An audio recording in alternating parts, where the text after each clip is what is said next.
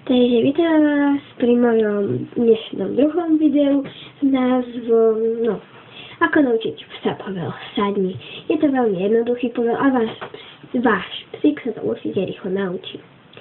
Takže chytíte si psa na hruď a na krk a trošičku si ho pridĺžite a ričku budete tlačiť smerom do dola.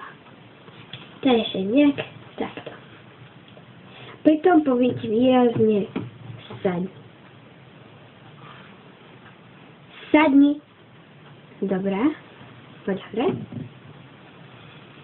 Sadni. Dobrá. Poď hore. A sadni. Dobrá. Keď to váš psík už bude ovládať, malo by to vypadať nejak takto.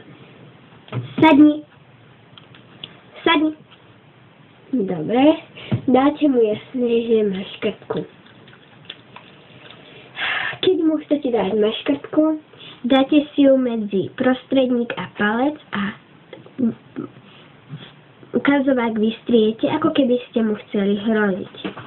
Nejak takto.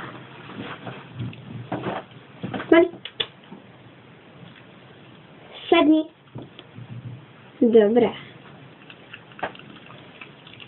Nejak takto by malo vypadať povel sadni.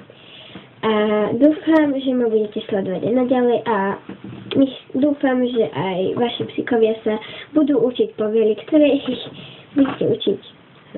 Tak, ahojte a držím vám palce.